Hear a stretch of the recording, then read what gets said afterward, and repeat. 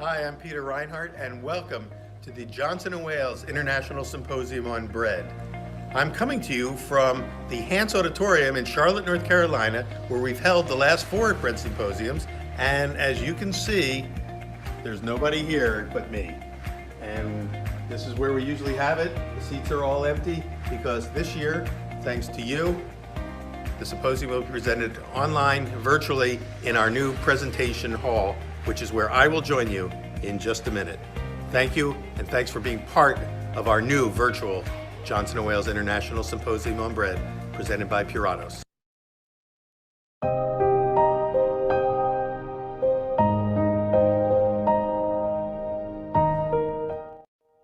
Welcome again. Throughout the entire symposium, I'll be thanking our generous sponsors over and over again, and ask that you do as well by visiting their booths and pavilions in the exhibitor hall. There you will see lots of bonus content, and you can also make appointments to meet with the folks from these companies that serve our baking community so well. Our presenting sponsor is Puratos, who has partnered with us from the very beginning for all of our symposiums, and it is their support that helped us get this one-of-a-kind gathering of thought leaders off the ground. Please also visit our fabulous flour and milling sponsors, Ardent Mills, Lindley Mills, and Central Milling. Thank you also to our equipment sponsors, the WP Bakery Group and Allied Bakery and Food Service Equipment. And thank you also to our specialty food product companies, Probiotine, Fire Within, Big Green Egg, and Mock Mill. Please check out all of their booths to learn about their wonderful and unique products. And also thanks to our media sponsors, Cook's Country, The Local Palate, the James Beard Foundation, and the Bread Bakers Guild of America. You'll be hearing more about all of them throughout the entire series of presentations. So again, thank you to all our sponsors. At the end of today's presentation, you will also see our credit scroll thanking all of the people behind the scenes who made this event possible, including our production and technical partner, Ganoid Communications, our creative team at Gumbo Marketing, and the many folks at Johnson & Wales University, our hosts for this, our 4th annual gathering. So stick around if you will. But now it's time to get things rolling with today's presentation, so let's go live. And once again, welcome to the Johnson & Wales International Symposium on Bread, presented by Puratos.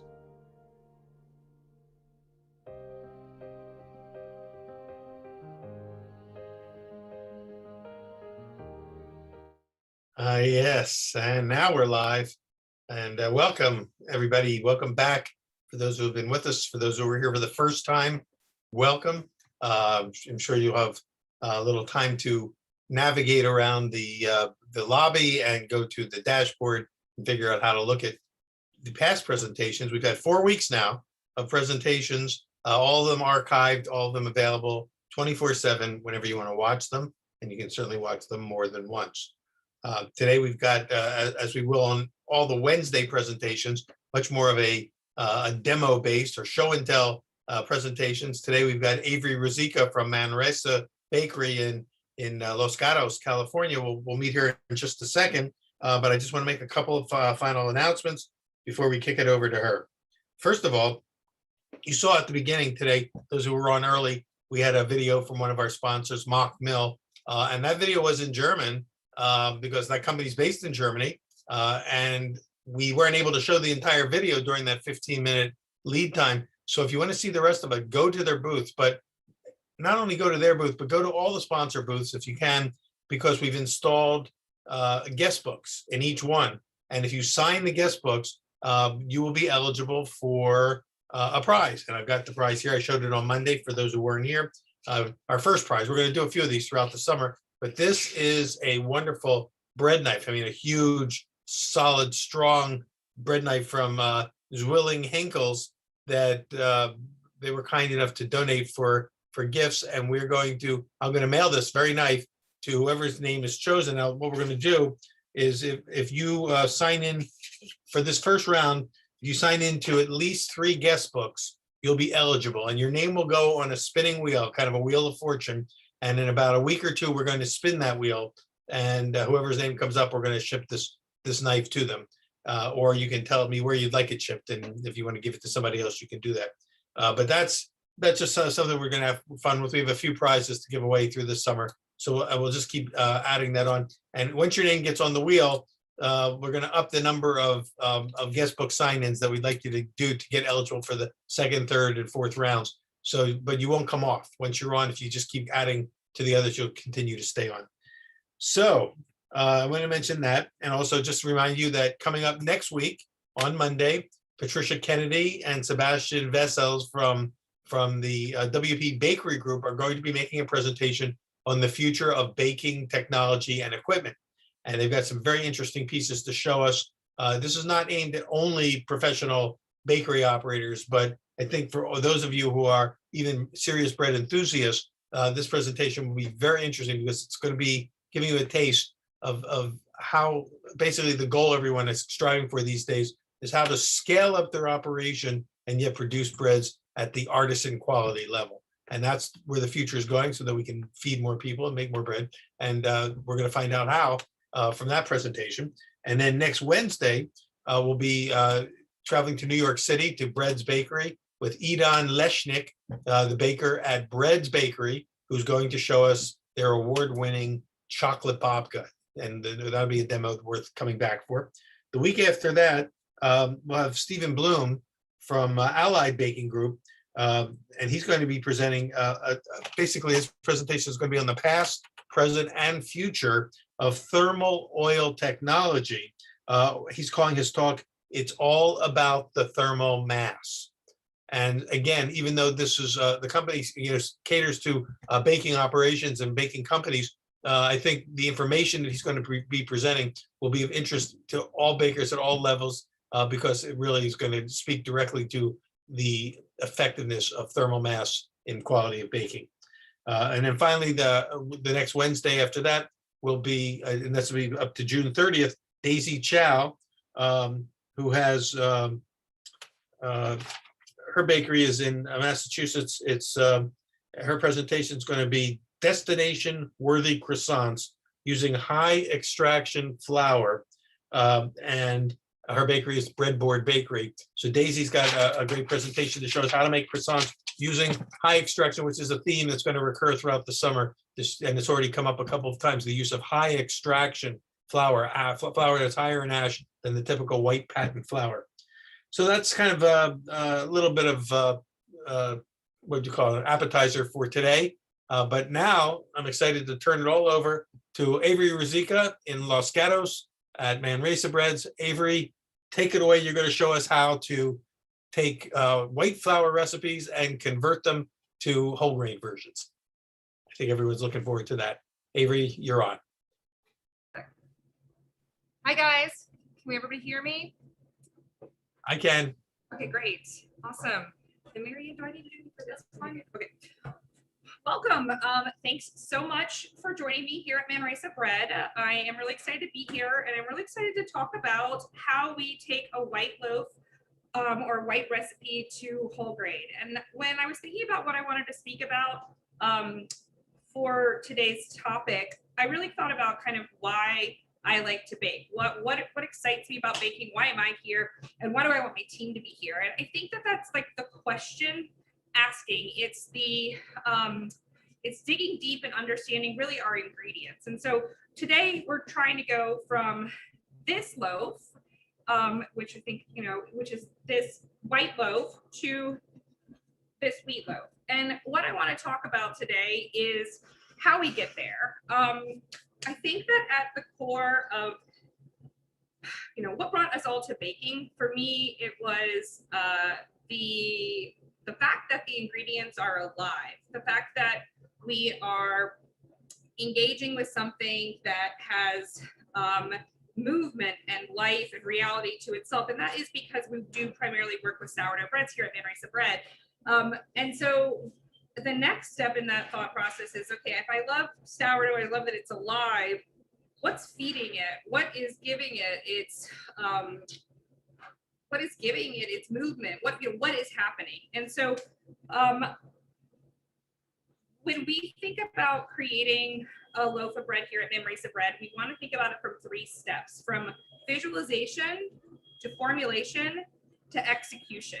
The first step, visualization, is what really tells us kind of is the creative process. It's saying, where are we trying to go? What are we trying to make? And so today we're trying to go from this loaf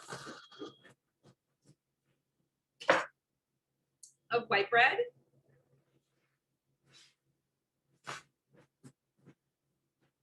to this loaf of wheat bread. And I think that we've done a really great job of going from something beautiful and open that is 100% white flour to something that is beautiful with an open crumb structure that's 100% wheat flour. So that was, when we think about visualization, that was the question I wanted to ask. So visualization for me. We're going to jump in for a quick second and just ask our camera folks who are the producers if they could put the other camera on that you were holding the open cut loaf to, so they can see. Can you give us 1 second? Sorry. Yeah, your camera's on for the other camera, but we didn't get to see that shot. So if you, Okay. if Yeah, so, our screen got really small. Sorry, we're having a little bit of a Zoom moment. okay. And then while you're waiting, somebody already wrote in and say, can you turn to the side view camera? So Gurmeet or Jita, at your end, if you could turn that camera on and highlight that, spotlight that camera. And then for those who are having trouble, if somebody wrote and said they're having trouble getting the video part to work for them, if you could check the arrow, the little chevron next to the start video area. And can you try to move the mobile horizontal, the other side? Is better, guys? Yeah. Yes, it's better now. oh, we're still not seeing, I'm still seeing Avery's main shot, not the second camera. Okay, that one I don't know. That's Dermot at your end. Can you spotlight the other camera? There you go. Okay, cool. Now can you hold that? Can you hold the crumb up again like you did before? Yeah, absolutely. So can I move this? Yeah. Wait a second. Maybe that's not even the right camera either. It's okay. Give it 1 second. Okay. Yeah, I can show this. I can hold it up again. There you go. Oh, there it is. That's it. Yeah. So there, yeah, that's the white bread. That's a great shot there. So this is our white loaf. Okay. So we started here with it's 100% white flour, which is really honestly something we don't use a lot. So it was interesting to actually work a little bit backwards for today's demo. We make like most of our breads are at least 50%, if not higher, fresh milk flour. So this white loaf of bread is, 100%. We went with High Mountain. So I tried to use the whitest flour we have. A High Mountain loaf is a higher protein flour. We use central milling flour when it comes to our already pre-sifted items. So we are using here a higher protein content white flour. And then it is made with a starter that is also fed 100% with white flour. And by white, we are talking about sifted flour. So when we think about wheat flour and white flour, we're thinking about really one is the same as the other. It's just something has been removed from it. So from this loaf, or working in the other direction, from this loaf to this loaf, we have simply taken away all of the bran and the germ. So, and I think what I really want to kind of showcase for everybody and talk about is that this is actually not that different than this if you understand the fundamentals of your ingredients. And so when I'm thinking about visualizing, and by visualizing, I'm really trying to just focus in on what we're making. So when we first all start baking, I think most of us kind of bake by saying, I see a recipe or I see a product or I find an ingredient and I want to utilize it. I want to see what it's like. We may or may not know anything about that product. And that means that we have to kind of like start to assess and to gather ingredients and gather knowledge. And so now when I'm thinking about going from white to wheat, I pause for a second and I say, what am I trying to do? because I think that when you ask yourself what you're trying to do, you are identifying ideally what you do and don't know, or what your sense of what you do and don't know. And by that I mean, here I have a loaf of wheat bread. What do I know about my ingredients? Well, this wheat is a very large term. So wheat is, there's all sorts of varieties. There's also, so we want to start to dial in a little bit more on, okay, I'm going to use a wheat, I want to make a wheat loaf. So what am I going to use for that wheat loaf? And now I'm going to start to ask myself about my ingredients. So I want to think about what kind of flour I'm using, what percentage or what percentage of protein it has, if that's information I can possibly gather myself, or is that something I'm just going to have to learn by trial and error? Is this fresh milled flour, or is this flour that is purchased? That's going to make a very big difference. And if I'm milling my own flour, how coarse and how finely am I milling the flour? So in this loaf, we are using a blend of two different types of wheat flour. We're using a Yukora, which is a hard red wheat, and we're using a Blanco Grande, which is a softer white wheat. We use the whole wheat. The Yukora is about 90% Yukora and 10% white wheat. Those are just going to be two different varietals. The Yukora has a higher protein content. So when I'm thinking of my white bread into my wheat bread, my ingredient selection has included me saying, well, in my original loaf of bread, I used a sifted white flour that had a higher protein content. Okay, so if I'm going to take that recipe and I'm going to turn it into wheat bread, I want to take a wheat varietal that has a higher protein content to use as the base, the backbone or the base of my recipe. And then when I want to start to sift my flour, if I'm going to be using fresh milled flour, I think that if you have the opportunity for yourself to use the way in which you mill your flour is going to affect the next steps. So if you're using a very finely milled flour, then that is making the bran and the germ as small as possible. And by doing so, you're not interrupting the gluten strands that you're developing. And so I think that sometimes people, when we start to work with wheat flour, get a little bit nervous. Well, I don't think we slow down and we ask ourselves, like, what's really going on with this flour? Is the flour strong? Is it soft? Is it finely ground? Is it coarsely ground? Is it freshly milled? Is it commercially purchased? All of those variables, all of those things are things that if we want to really visualize something and have an opportunity to execute it as close to our end goal as possible, need to be considered. So I'm going to show you guys what this dough looks like.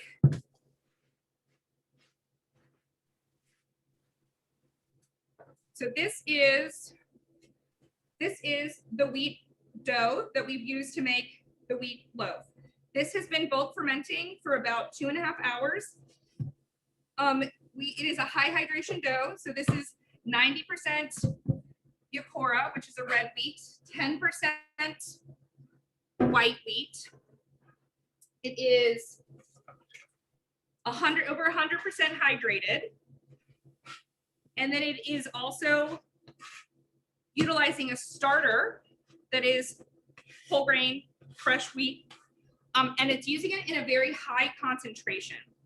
So we've gone from visualizing. So visualizing, we've decided we're going to use a fairly strong wheat flour with a softer wheat flour. And then we're going to start to ask, what do we need to do with the actual recipe to be successful? So this is trial and error. There are some good resources out there, but I think so much of this is going to be dependent on what's available where you're baking. But you want to slow down and you want to be engaged. You want to take notes, or you want to, you really want to be a part of what you're doing in that moment. So we had to ask ourselves with our wheat bread formulation and the development of it, what are the things that are going to hinder our success with this loaf? Or what do we want in the loaf? I wanted an open crumb. Okay, how do I get to an open crumb with fresh milled flour? I get there depending on the flour, by probably a high hydration dough. So we have, I think, successfully created a 100% whole grain dough that acts very similarly to a 100% white loaf. It has extensibility, it has volume, it is easy to shape and work with, it is bouncy, it is active. So all of these things were achieved by the recipe formulation. So we went from visualization to formulation. In the formulation, we're going to think about our ingredient selection. We've already discussed that. We're going to think about hydration. How are you going to introduce the water? Are you introducing it all at once? Are you introducing it as an autolyse or portion autolyse? Are you introducing it as a doppio hydration? So that would mean that we introduce a portion of the water at first, and then we additionally add more water after some of the gluten development has already started. And then we were going to think about our starter. So for our starter, we went with 35% starter, which is actually a bit more starter than we use it typically in our breads. We usually stick to more of the 18 to 25% starter. And the reason that we went the higher starter concentration, so in this recipe formulation is 35%, is because it allows this dough that has, has been finely milled, but has a lot of bran. It's all the bran and all the germs still in it. Something needs to give this a lift, right? And so having a little additional starter gives this recipe a little bit more volume, gives it a little bit more life. Had we gone with a 20% or a 15% amount of starter, I believe that we would end up with a much denser loaf, because this is the loaf that has been kept on the same fermentation cycle as all of the breads that we make. So that means that we typically mix our breads in the morning. We bulk ferment, we divide, we shape, we retard. They stay in the refrigeration or the retarder for overnight completely, and then they're baked the next evening. So we need to find that happy place where within, that timeline, we're going to get a recipe or a dough that we're really happy with. And so it requires a higher percentage of starter. So can I just jump in with a couple quick questions that are coming through from the viewers? One is, well, first of all, the percentage you said 15% starter. What, or is that what you said, 15 to 20% starter? For our loaves that are not, for this loaf, the recipe formulation is 90% red wheat, 10% white wheat, 100% hydration, 35% starter, 3% salt. And if you were doing it in the white version? In the white version, we would only need probably like 20%. I see. Or less, because in order for us to stay on the same timeline that we're trying to follow, obviously there's endless variables, and what I'm trying to communicate is how each question, it's like those make your own adventure books. You have an idea and a goal. You've thought about what you're trying to create. It could be anything, and then you are making choice after choice after choice to get there. And we don't always make the right choices. Sometimes we make something and it fails, and it happens a lot. But every time we do that, we're gathering more knowledge, we're gathering more understanding of how this choice impacts the next choice, impacts the next choice. And so I think that, so for us to stay on the same organization that works well for our bakery here, we found that we figured out that this percentage of starter allows us to get there. Is there another question? Yeah, the other part was how much, you may have covered this, but someone asked, how much is the protein content of the high gluten flour that you are using? How much is the protein content of the wheat flour that we're using? Yeah. The two different wheat flours. Flour is the high gluten flour, or they're all high gluten, right? The white flour. Just give me 1 second.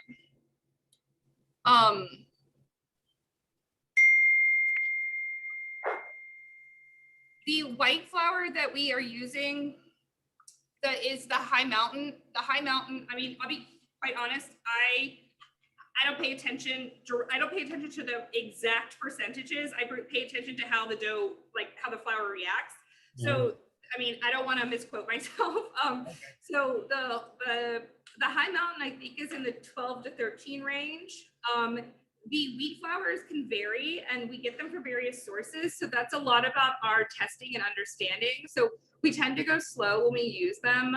And then what I mean by that is if we get a new flour in, we'll kind of work off a base recipe that we're really familiar with so that we can see what the differences are in how they react. And that kind of is how we like understand where this flour, I'd say we're more intuitive, we're scientifically intuitive, but not necessarily data driven from data that's handed to us. Because I find that if my employees are, and myself included, I would prefer to bake from like my heart and bake from my observations, not bake from, oh, the spec sheet told me this is this number. I understand that.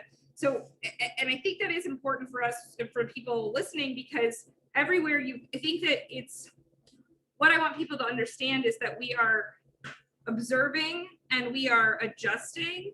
Because if I'm baking in Germany, or if I'm baking in France, or if I'm baking in North Carolina, or if I'm baking in California, the flour that I'm going to get is completely different. And I think that it's much more exciting and interesting and engaging to bake based off of what you're seeing than for someone to say, okay, Avery bakes with a flour that has 11.5% protein. So I'm going to go out and find an 11.5% protein content flour. What I want us to understand, or what I hope I can communicate over the course of this conversation, is that if we pay attention to these variables that we're observing, it doesn't matter what the protein content is, because by the deeper you understand your ingredients and how it's affected by all the different variables, the more you are successful in your baking.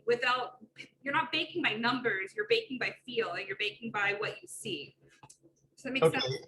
And yes, but it sounded like you are using some kind, you're using hard flour though for this. You're not using soft flour, or what might be called all-purpose. You're using a hard flour. We also have more access to a hard flour. If you were to use a soft flour, if you were to use what technically would be termed a soft flour, you would see that you would either need to adjust your folding methods, because you need to help it develop a little bit more gluten, and you would probably you could also be adjusting your hydration down. Right. And one final quick question is, will we be at the end of this, or after this presentation's over, at some point, will you be able to provide a recipe or formula of what you're making today that we can post for people to look at and download later? Absolutely. Absolutely. Okay, so we'll get that, and we'll put that on the site for all of you who are wondering about that. Yam asked a long question about that takes us into a little bit more of the sort of thought side of things. I'm going to come back to your question, Yam, and not forgetting it, but I want to give Avery a chance to finish her making of the doughs, and we'll talk about your question afterwards. Sure. So going from like the high thought process to like the more of the nuts and bolts of baking, we wanted an open crumbed loaf.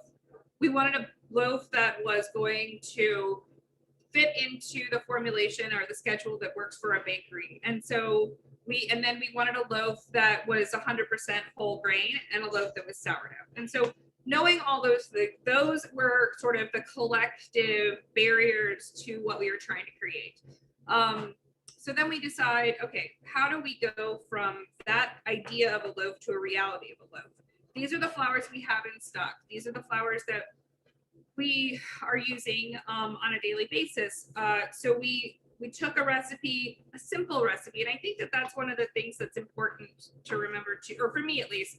I like the fact that we can make breads that, that ingredient list that I listed is how many ingredients. It's very simple, but the flavor and the texture, the texture of this is just so pretty. It's chewy. It's got a great crust to it, but it's got a beautiful open crumb structure.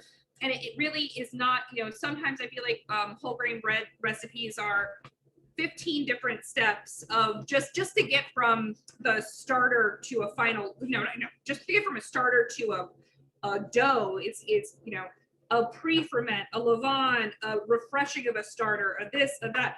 And I actually feel like when we utilize, especially fresh milled flour, that has been milled correctly, and by milk, well, it's not true. Milled correctly is not the right word. Fresh milled flour that has been milled finely, if that's the goal you're going for, that will give us such a strong backbone that we're really not working with anything that's that different than this, because we've made the bran and the germ so small. There's no sifting involved. We don't sift any other flour here, but we've made the bran and the germ so small that they are really able to be supported by the gluten structure that is still being created by the white flour, if you will, but by the endosperm, the more easily accessed protein content of the flour, of the endosperm of the flour that we just milled. And then we autolyse all of our breads. We take our we are taking our 2 different kinds of flour, our starter, the full hydration, and we autolyse all of those things together. So we put all those things into our mixer. We do mix our breads in a mixer, but this bread you'll be equally successful with by hand. We autolyse it for at least 20 minutes, but not longer than like 45. And that, I think, takes us to another important point. After we go past our ingredient selection, we want to think about our mix process, which includes the autolyse, and the length of the autolyse can deeply affect in great ways, but in so many different ways, your final product. So if your options when autolysing are no autolyse, which we autolyse all of our breads. I think that autolysing with the sourdough bread, especially a whole grain, is both useful from a productivity standpoint and organization of your team, but also useful in just creating gluten structure. It's a gentle way for us to start to develop gluten. And one of the not missteps, but one of the big learning curves when we start to use fresh milled flour or fresh milled whole grain flour, or even just whole grain flour that's commercially purchased, is rushing the process. You can move pretty quickly from step to step when you work with a white flour, because the bran and the germ have been sifted out and you're already working with something that has the protein very accessible. When you start to work with whole wheat, bran and germ is still there. And so the hydration that's taking place, all of the water is not being absorbed simply by your white flour or the endosperm portion of the flour. It's being absorbed by everything. And so because of that, the gluten that is being formed is not forming as quickly in the autolyse process, because it's not the same amount of water is not accessible to that flour. And so I think that one of the joys actually of baking with whole grain is that you can slow the process down, and the water and the dough and the flour do the work for you as long as you don't rush them. So we autolyse this for 20 to 40 minutes. With other previous recipes, we have also we've done overnight autolyses. Those are really interesting. You really have to take time and temperature into account there. So autolysing overnight in the walk-in or in your refrigerator could be an interesting way to help develop gluten. I think especially in flours that are softer. You can also do more of a soaker. So you could sift a portion of your grain, of the endosperm and the bran out of the flour, hydrate that, start to mix your dough, and then introduce that back in. So it's a bit of a combination there.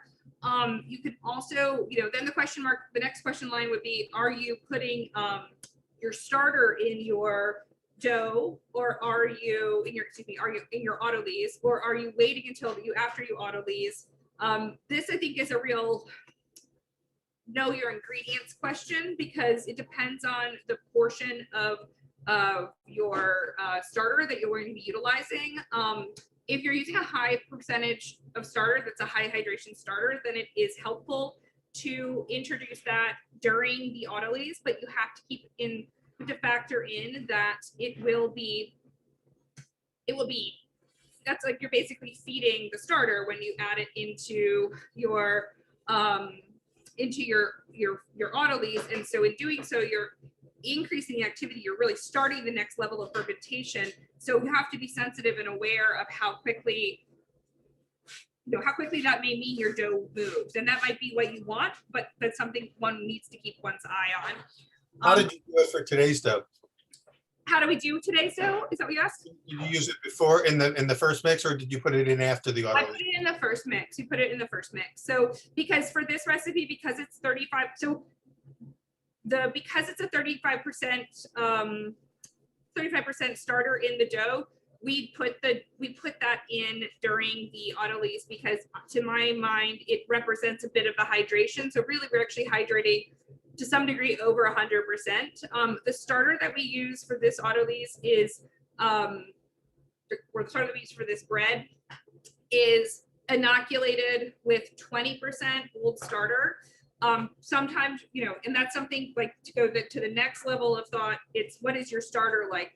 I like to use, we do have quite a few starters at the bakery. We have a rye chef or stiff rye starter we use. This is our pumpernickel rye. So this is a coarse rye starter. So this is coarsely ground rye flour that we use. Then we have, this is a rye chef. This is finely ground rye flour. Then we have our 20% starter. This is what I was referring to before. So this is where we take 20% of the old starter to feed this again, made with white wheat. And then for the testing purposes, also we're making bagels right now, sourdough bagels for Father's Day. We are making a white 100% hydrated all white flour levain. That's quite a few starters, but for the majority of our breads, we actually use this 20%. And so for those of us baking at home, I think it's nice to work with, I like to pick which project I'm trying to focus my attention on as I'm trying to learn about things. And so if I'm trying to take my favorite white flour recipe and turn it into a wheat flour recipe, and I have a starter that I already like to use, I think the first thing I do is just convert that starter to fresh flour or whole grain flour, but not necessarily start a whole new feeding cycle in terms of percentages. So this was 20%, and we do introduce it in the autolyse. So when you say 20%, it's 20% starter to 100% Flour and water. flour and water equal amounts and by weight, and that's actually whole grain. 100% of flour is whole grain flour, freshly milled, not white flour. Correct. And it's 20, but it's fed with a 20% inoculation of, I call it inoculation, but a 20% inoculation of our older starter. And then how long does it ripen? And before you need to go at least a minimum of 4 hours. We feed it a little. That's kind of when it starts to be usable, but we typically feed. It's typically closer to like 8 hours between uses at ambient temperature, fed with cold water. We feed in the morning. I'm sure this will vary from home to home and bakery to bakery and region. Yeah, absolutely. And I think that's kind of when we think about the bread that we're making and we're thinking about going whole grain, I think it's helpful if you're testing and learning about one thing. It's helpful to keep all other variables the same. So if we're going from a white recipe to a wheat recipe, let's do everything the same the first time, except for let's utilize whole wheat flour. Let's use one whole wheat flour, and then let's adjust. Let's see what we get. You start there. And you can make small choices throughout the process, but maybe you just start with the one same recipe. And then in starting with that same recipe, you start to ask yourself, if I start same recipe, I mean the same formulation, the same percentages. And then as you're starting to work with it, you're observing, okay, is this dough feel similar? If I take this exact same recipe of 100% white flour, I turn that into 100% wheat flour. I take the 80% hydration of the bread, and I take 35% starter, and I take 3% salt. Now, and I start to mix it. Like I do an autolyse, I let it rest, I put my salt in, I start to develop the bread, and I observe, and I start to develop the bread slowly. So autolyse it, then I turn on my mixer, or I start to incorporate the salt by hand, and I start to feel, does this feel anything like this white recipe that I was familiar with? Anything. If it feels nothing like that, then we already know we need to make a change. And that change traditionally, typically would be hydration, because the more we work wheat flour, the more whole grain wheat flour, the more that we know that it probably absorbs a lot of hydration. And so we want to, if we slow down, if we go slowly, we can actually make adjustments in that moment. So we don't have to take that loaf, go from the mixing to the baking. We can go from the mixing to the starting to develop the gluten, however you're choosing, at home, by hand, in a mixer, in a bakery. And we can slow down, and we can say, oh, you know what, this doesn't feel, I'm familiar with what my bread feels like when I like the development, the structure, the texture. I'm trying to get to that. And I think that's what I really want to make clear, is that you can develop a loaf of wheat bread that feels and acts in its extensibility, in its volume, in its shaping, more or less identical to a white flour loaf. But eventually something's going to have to change. It's not that the recipe is identical. So our white flour recipe we started with was at 80% hydration. And then as we started to incorporate, we started to go to wheat, we definitely could feel that the dough is not, even just in a mixer, it's not extensible. It's not, it doesn't feel alive. It doesn't feel happy. And so we're just slowly adding water in at the beginning until the dough starts to look a little bit more similar to what we've worked with before. And then the same thing, observing for these landmarks. So, okay, I can pull a window, I can, it pulls away from the bowl, whatever your indicators are, like you're working towards seeing those, going slowly. Then the bulk fermentation. Okay, I like to bulk my bread with its white flour. My bread doesn't need that many folds because it's got so much gluten development already. But I know what the dough looks like when it has a good, fold structure, crumb structure at this point, but gluten structure. It's bouncy, it's strong. So, okay, if I normally with a white loaf only give it one fold, now I'm watching, observing, maybe I'm gonna give it a second fold. So I'm continuously trying to go back to those landmarks of what I know to be successful, or what I know happy bread feels and looks like when it's made with white flour. Is that making sense to everybody? Does anybody have any questions right now? I'm looking at to see what's coming in. Here's the question, does the baking schedule stay the same after you shift the whole wheat bread from the white flour? Would you explain the baking schedule, like when to mix, when to bake once more? So he's asking because you addressed it already once, but I think the question is, how does that change from the white version to the whole grain version? Yeah, absolutely. So for commercial bakery environment, we want to keep our bake consistent, because we have employees coming in and out, and we need to maintain a schedule for them. And so one of the things we're thinking about then is what needs to be adjusted within the recipe to maintain the same bake schedule. And so I'm gonna actually have Marianne in a second grab my loaves. I have loaves fermenting that were made with this, so I'm gonna final shape this for you guys, the pre-shapes, and then I'll show you the version of the dough that was fermented yesterday that's getting ready to be baked today, and we'll talk about what we're seeing in the final loaf and what adjustments we would make in order to maintain the same bake schedule. So yes, we do maintain the same bake schedule after shifting from a white flour recipe to a wheat flour recipe, but additional variables or changes have to be made. Variables have to be made in order to maintain that. And why, without breaking your flow on that, do you find that the dough with the whole grain will tend to start out maybe feeling about properly hydrated, but because it takes longer to absorb and hydrate, that it tends to stiffen as it rises?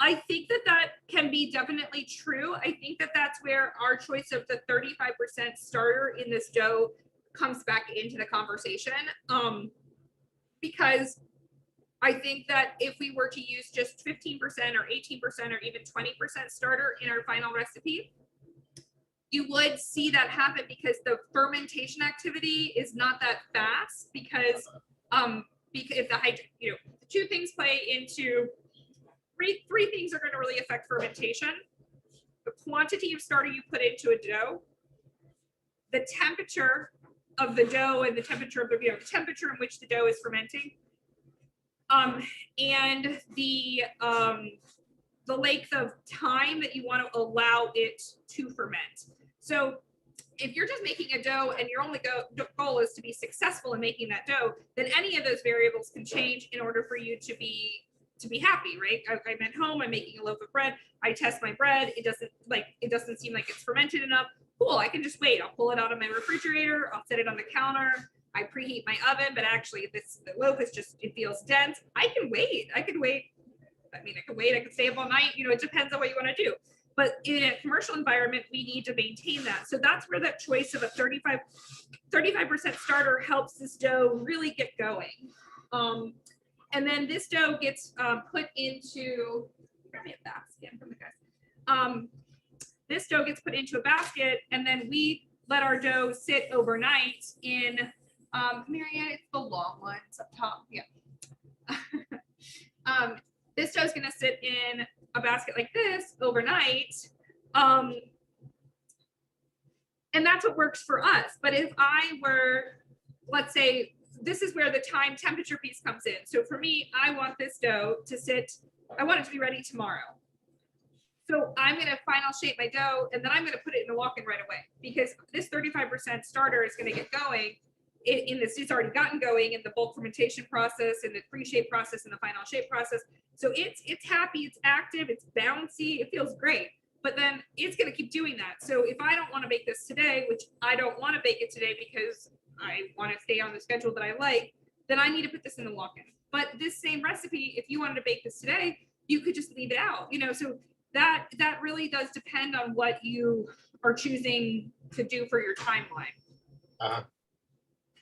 And then so I'm gonna shape this again more slowly and discuss what I'm shaping. So we are shaping on a wet surface. We use water on our table with our whole wheat bread. The dough has, it's not overly sticky. It's nicely developed. I think that, two things affect your ability to work by successful, I mean like easily and cleanly with whole grain recipes. One is the dough development. So this dough has been really nicely developed. It's got a really nice gluten development. So it's, again, back to like those words of extensibility. I'm going to use this one to show stretchiness, but like it is strong. It's kind of almost like a pizza dough, much thicker, but it is strong. It is pliable. And look, in my hands, nothing sticks to it. And that is because of the proper development of the gluten, and also because of the quality of the milling. And then there's going to be some element of that that's just your comfort level. The more you work with whole grain bread and more with bread in general, the less, I think, the more comfortable you become understanding what like level of touch you need to utilize. I often say to new team members, if their hands are covered in dough, number one, just stop, wash your hands, come back to start. But that's an indicator that you're not, pay attention to that. That's telling you something, that you're potentially working a little too aggressive with the dough. So for shaping this, we like to we are building a little bit more development in the dough for the structure by stretching. We call it stitching. And then I'm really taking the dough and folding all these gluten strands over themselves. And then my final shape to get into the batard shape, I just go really gently, and that's it. This dough does require a light touch. If you were to really aggressively try to knead this dough, it will start to fight you. Any questions on shaping? Because we have two more loaves. I think that reminded me as you were doing that, that's a pretty cool technique of folding in towards the center like that. But it reminded me of a famous saying by Professor Raymond Calvel, the French bread master, that he used to say, you need to have an iron hand, but a velvet glove. Yes, absolutely. Yeah, I mean, it's such pretty dough. It's so happy to work with. It just feels happy and alive. It's nicely fermented. It's not over fermented. So when I touch it, it feels like it's going to bounce back at me. If this dough were really slack, this has a really nice gluten development. If this dough is really slack, we would just do additional stitching. So when I pre-shape the dough, if the dough starts to relax very quickly from the pre-shape shape, that means that we didn't achieve for our taste proper development, which is not the end of the world. You could either give it an additional pre-shape and let it rest, or you could just do a little bit tighter shaping. And So, then, Avery, I just want to give you a time check on this. We're Yeah. getting closer to the end of the hour, and we can run over a little bit if need be, but I know some people can't. we're almost there. This is the last big thing I wanted to show. So this is great. about how we score, because this is I just want to talk real quickly about what we're seeing in the dough right now, and then the final choices we make in baking to be successful or to achieve our initial goal, and then we're good for Q&As and things like that. So so I have two examples. I have multiple examples I can show you guys a couple times, but I have the white loaf that I showed you guys earlier. So this is that, and this is this. And went to look at them and to touch them. This has a nice arch still. Okay, so again, these are the same recipes. This has same amount of starter, only difference is the flour ingredient that we've used here. But you can see that we have this looks a little larger. The cut weight might have been a little bit different.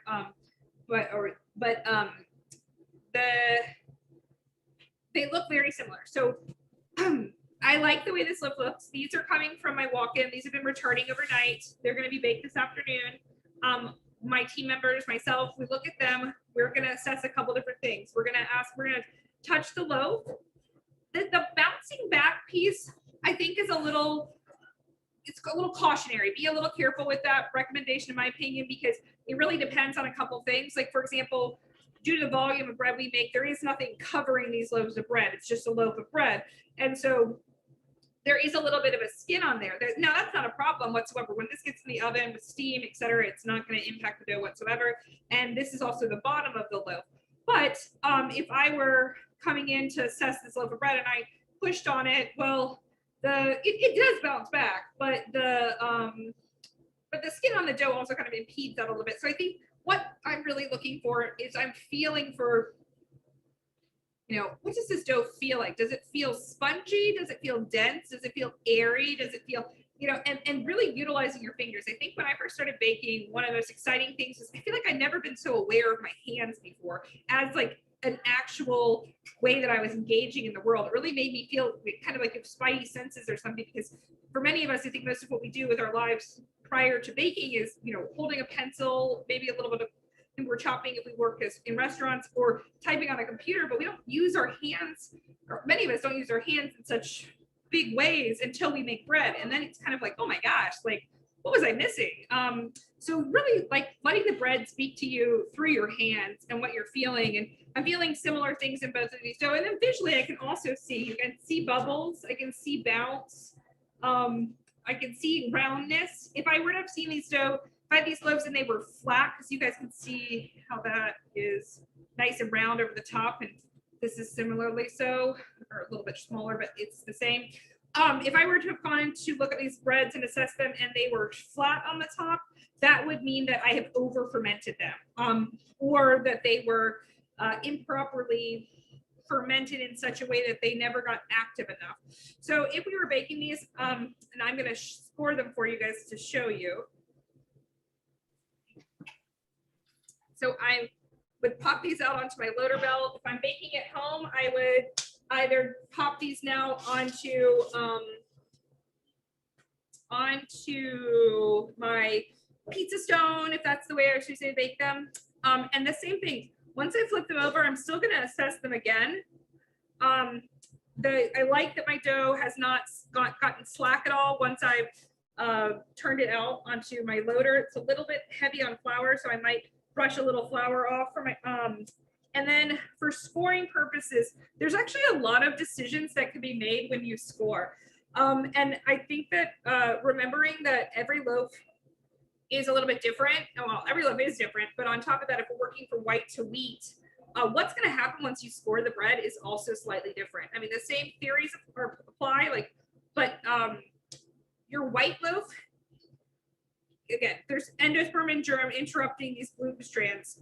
The volume you're going to get from white flour, you're always going to get, unless you, I mean, if something is properly fermented, you're always going to get a higher loaf with a white loaf, which would require a slightly larger score.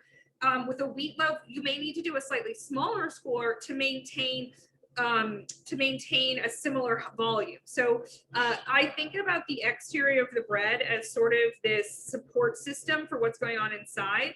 So for this loaf, I would score, for this loaf, I'm going to score it all the way down and around. And I'm going to actually score fairly deep because this guy is going to just go wild. He's going to get really, really big. But for my whole wheat loaf, to get a similar volume, instead of going with one big score, I'm going to go with two smaller scores. And I'm not going to go quite as deep. And the reason for that, now you can see inside the dough looks great. And I can cut another one open so you can kind of see the dough structure better. But the dough looks great. I'm always assessing that when I score my loaves before I put the very first loaf I score is going to tell me so much. So it's important to slow down enough to say, what's happening in this loaf? I don't want to mindlessly score 100 loaves. I want to score one loaf. I want to see what it's like. And then I want to go on to score the next loaf, the next loaf. Because each loaf is an opportunity to do a little bit better, to learn a little bit more than the loaf before. So what I'm observing with this guy is I see like all different kinds of sizes of what will be eventually our crumb, but the holes, the fermentation, the byproduct of fermentation, that's great. I like that. I see that the dough still feels very strong. And once I did score it, it also didn't just kind of slack out. Let's say it had gone like what I scored it with two scores, or even maybe I scored it with one score and it got very large very quickly. That would tell me this dough is pretty fermented. Again, it's a whole grain dough.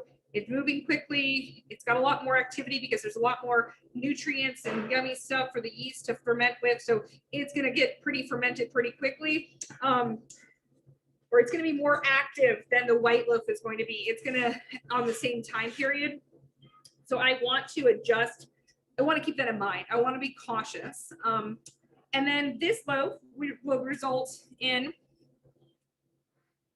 this guy. So it's kind of, I mean, I think that this is, I'm very, very pleased with this bread. Like in the sense that it achieves a beautiful exterior with a high volume, an open crumb structure, a developed crust, with a chewy, moist interior, with a fairly, I mean, I would say a simple, straightforward formulation.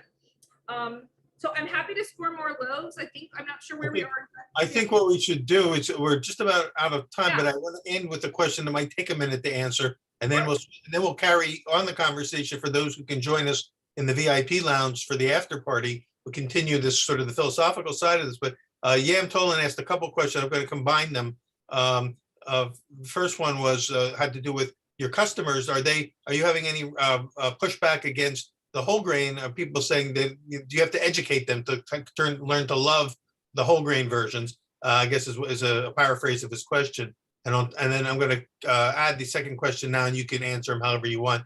Have you heard about the USDA calling for public comments on the current status of our agricultural supply chains and food security, with a June 21st deadline, which is very soon? What are your thoughts on the growth and importance of the regional grain economy and smaller mills such as Barton Springs, Griston, Toll, et cetera, popping up over the last few years with fresh milled grains? What are your thoughts on local versus non-local grains in your breads? Yeah, I think those are both really great questions. I'll start actually with the second question. I think that we're in a moment for parts of society, especially those of us who are lucky enough to have the ability to make our food choices and to have a plentiful amount of food choices, that people are really reflecting more. It's becoming much more, there's a higher awareness of what we're doing, the impact it has in every direction, with like within ourselves, within our community, within our society, within our economy. So I think that there is a deeper interest, and I think that there is a deeper accessibility. I have a couple, you know, I don't know how, if everyone doesn't have this book, he's gonna see this. I really think that like Jennifer just did such an excellent job, and Jennifer speaks exactly to what that second question is about, you know, having a mill in every community. Why is it important? And it's funny because I was reading that book in preparation or thinking about this class today, and I was looking at the timeline of when she opened her, you know, her mill, and I was realizing, wow, it just like that was right when I was starting to bake, and it was true when I started to bake. There was very few options for, you know, even in California, for us to access fresh milled flour ourselves from smaller mills, or you know, from smaller mills, and how that has started to dramatically change. And I think it is the direction. I think that it's the direction we're going to go for just so many reasons. I think it's something we need to be consciously seeking out, but I do think it is kind of the direction we're going. In terms of our customer base, it's a mix, but for the most part, you know, we don't call ourselves a whole grain bakery. Our goal is we do mill our own flour. We mill a ton of flour, you know, tons and tons and tons of flour. But what we're really after here is to focus on the quality of the technique, the quality of the ingredient, and then for the ability, like within the company, a focus on learning within the bakery. And so for me, choosing to mill our own flour is about understanding what we're doing, understanding why we're doing what we're doing, and understanding how to create what we want to create. And so that for me was a natural fit to have our own mill.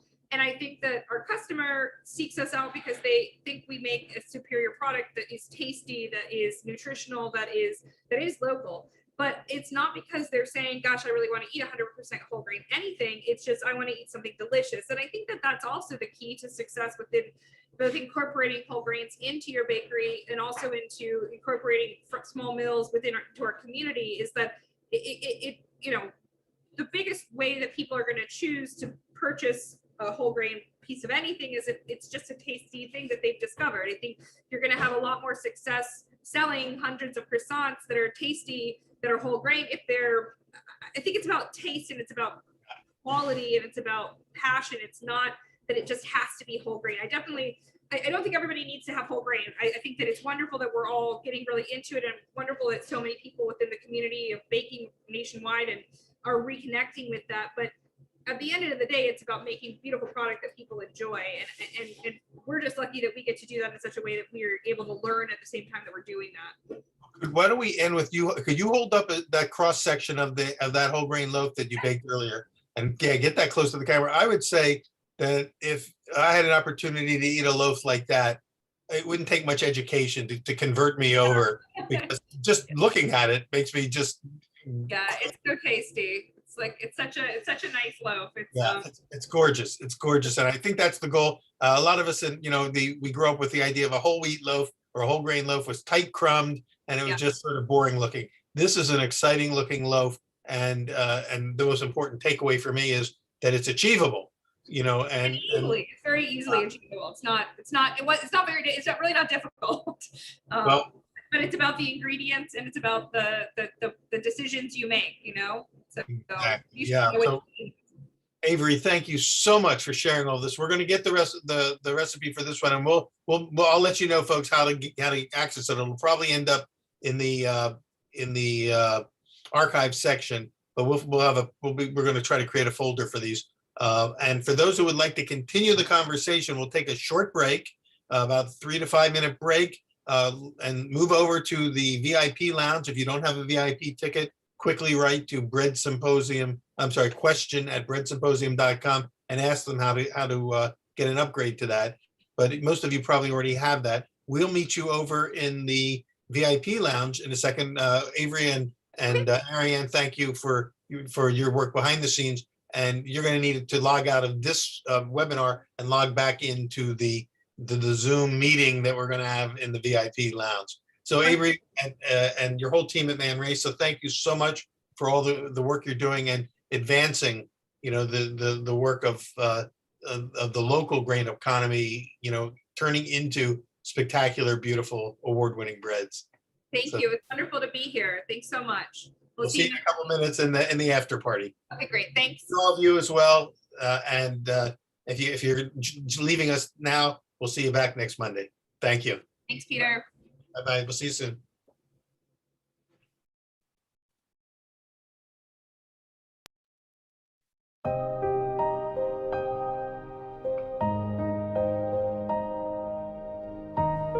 Thank you to our team behind the scenes. Our event, technical and production partners, Ganoid Communications, including our producer, Gurmit Singh, and his team, Jita Gajaria, Gagandeep Singh, and Jaydev Kashari. Thanks also to Ted Nelson and Lael Fretzel of our creative and marketing team at Gumbo Marketing, and the many folks at Johnson & Wales University who supported me throughout this event. My executive assistant, Sarah Standifer, communications director, Melinda Law, Chancellor Mim Rooney, Charlotte Campus President Cheryl Richards, and our executive team leaders, deans and faculty, Maureen Dumas, Michael Schrader, Michelle Nicholas, Mark Norman, Brent Steyerwalt, Laurie Heimbach, Jerry Lanuza, Amy Felder, Harry Paymiller, Richard Miskovich, and many, many others. Thank you all.